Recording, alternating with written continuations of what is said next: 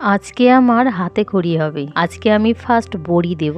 লাইফে এখনো কোনোদিন আমি বড়ি দিইনি। ছোট থেকে দেখে এসেছি মা বড়ি দেয়, কিন্তু আমি কোনোদিন ট্রাই করে দেখি কিভাবে বড়ি দেয় সেটা দেখেছি, কিন্তু নিজে হাতে আর কি আর দেওয়া হয়নি। তো আজকে আমি ফার্স্ট বড়ি দেব। এটা হচ্ছে বিউলির ডাল, আগের দিন রাত্রে ভিজিয়ে রেখেছিলাম। তো প্রথমে আমি জল ঝেড়ে নিয়েছি, তারপর মিক্সিতে জল একদমই দিইনি, মিক্সিতে গুঁড়িয়ে নিয়েছি, যাতে ডালটা একদম ঘন ভাব থাকে। বেশি জল দিলে কিন্তু পাতলা হয়ে যাবে, বড়ি দেওয়া যাবে না।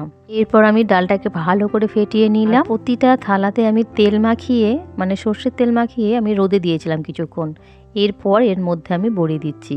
যেহেতু আজকে আমি প্রথম বড়ি দিচ্ছি, তাই এটা আমার জানা ছিল না যে থালাগুলো পিছন দিক উল্টো দিক করে তাতে তেল মাখিয়ে বড়িটা দিলে বড়িটা উল্টানো বা শুকনো হওয়ার খুব ভালো হয়। যেহেতু আমি আজকে অঘ্রাণ মাসে বড়ি দিচ্ছি, তাই অঘ্রাণ মাসে বড়ি দেওয়ার নিয়ম হচ্ছে একটা বুড়ো একটা বড়ি তৈরি করতে হয়। এটাও আমার জানা ছিল না। আমার যা আমাকে বললো অঘ্রাণ মাসে বড়ি দিতে নেই। অঘ্রাণ মাসে যদি তুমি বড়ি দাও তাহলে একটা বুড়ো তৈরি করতে হয়, একটা বুড়ি তৈরি করতে হয়। বুড়ির মাথায় সিঁদুর টিপ দিয়ে আর একটা দূর্বা দিতে হয়, এটাই নিয়ম। যে বুড়ো আর বুড়ি আর কি বড়িটা দেব, সেটা কিন্তু ছাঁচি কুমড়ো আর ডাল মিশিয়ে বড়িটা দিতে হয়। তো সেটাই আমি করলাম আবার। তো আজকে আমার লাঞ্চের কি মেনু করছি চলো এক ঝলক দেখিয়ে দিই।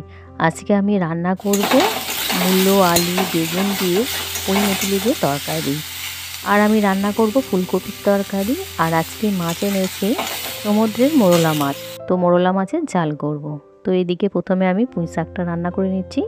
এটা পুঁই শাক নয়, এটা পুঁই মেচলি, পুঁই গাছের যে দানাগুলো হয়, তো সেইটা আমি রান্না করছি। তবে এটা কিন্তু অনেকে শুটকি মাছ দিয়ে খেতে খুব ভালোবাসে, তবে আমাদের কেউই শুটকি মাছটা আর কি খেতে পছন্দ করে না, তাই পুঁই মেটুলিটা ওই নিরামিষই রান্না করলাম, ওই আদা, জিরে, সর্ষে বাটা দিয়ে।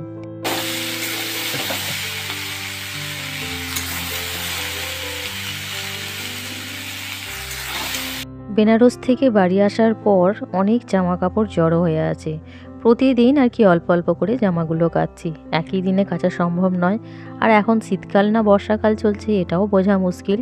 ওয়েদার দেখে তবেই আমি জামা কাপড়গুলো কাচি আর কি। তবে এখনও অনেক কাচাকুচি বাকি আছে। একটা বেড কভার নিয়ে গেছিলাম, তো সেটাও কাচা বাকি।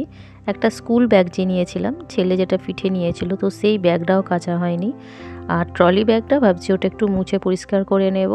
মোটামুটি এখনও 2 দিন মতো সময় লাগবে সব কাচাকুচি। ট্রলি ব্যাগ তো আর কাচতে লাগে না, এটা ভিজে কাপড় দিয়ে আর কি মুছে নেব। তারপর একটা শুকনো কাপড় দিয়ে আবারও ভালো করে মুছে খানিকক্ষণ রোদে দেব, ওই 10-15 মিনিট রোদে রেখে দিয়ে তারপর এটা প্যাকেট করে একটা ওই কাপড় ছেঁড়া দিয়ে জড়িয়ে সানসেটের ওপর তুলে রেখে দেবো। এটা দেখে তোমরা বুঝতে পারছো এটা কী বলো তো? এটা হচ্ছে কাঁচা পেঁপে কুচোনো। অনেক দিন পেঁপের চাট খাওয়া হয়, তাই আজকে পেঁপের চাট করতে বসে পড়েছি। এই যে ছোট ছোট করে পেঁপেটাকে কুটে নিয়েছি, আর এর মধ্যে দিচ্ছি পাকা তেঁতুল, কাঁচা লঙ্কা, পাতি লেবুর রস, সামান্য পরিমাণ চিনি দিয়ে ভালো করে মেখে নেব। পেঁপের সাথে এই পাকা তেঁতুল মাখতে মাখতে জিভে জল চলে এলো। আমি যে এখন ভয়েস দিচ্ছি এটা দেখেও কিন্তু আমার এখন জিভে জল চলে আসছে।